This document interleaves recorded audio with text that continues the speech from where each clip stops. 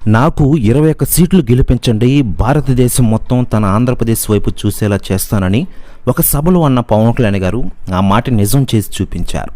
కూటమిలో తన పార్టీకి కేటాయించిన 21 అసెంబ్లీ స్థానాలు, 2 పార్లమెంటు స్థానాలను కైవసం చేసుకుని ఎన్ని సీట్లలో పోటీ చేశారో అన్ని సీట్లు గెలిచి 100% సక్సెస్తో రికార్డు సృష్టించారు పవన్ కళ్యాణ్ గారు. అది కాకుండా సెంట్రల్లో ఉన్న భారతీయ జనతా పార్టీకి తీసుకొచ్చి తెలుగుదేశం పార్టీతో పొత్తు పెట్టుకునేందుకు చేశారు పవన్ కళ్యాణ్. ఆ పొత్తుల వలనే ఇప్పుడు పవన్ కళ్యాణ్ గెలిచి 2 పార్లమెంటు స్థానాలు, తెలుగుదేశం గెలిచిన 16 స్థానాలు నరేంద్ర మోడీ మూడోసారి ప్రధాని కావడానికి కీలకమయ్యాయి. అందుకే భారతదేశం మొత్తం ఇప్పుడు ఆంధ్రప్రదేశ్ వైపుకే చూస్తున్న విషయం తెలిసిందే. ఇలా పవన్ కళ్యాణ్ గారి హావా ఆంధ్ర ఎన్నికల్లో స్పష్టంగా కనిపించింది. ఇదిలా ఉంటే ఆయన గురించి రాజకీయ నాయకులు వరుసగా స్పందిస్తూ ఉండగా తాజాగా ఏపీ బీజేపీ చీఫ్ పురంధరేశ్వరి గారు స్పందించారట. ఆమె మాట్లాడుతూ పవన్ కళ్యాణ్ గారు రియల్ హీరో, ఆయన అనుకున్నది సాధించారు.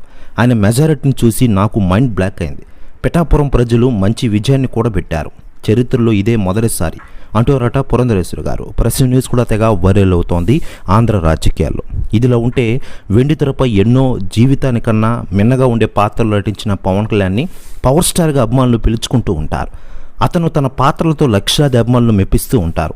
అయితే పవన్ కళ్యాణ్ ఇప్పుడు వెండితెరపైనే హీరోగా చేయడం కాదు, నిజ జీవితంలోనూ హీరో అయ్యారు. నిన్న జరిగిన ఆంధ్రప్రదేశ్ ఎన్నికల ప్రక్రియలో తెలుగుదేశం, బీజేపీ అభ్యర్థులు అత్యధిక మెజారిటీతో గెలవడానికి పవన్ కళ్యాణ్ గారు కీలకమయ్యారు.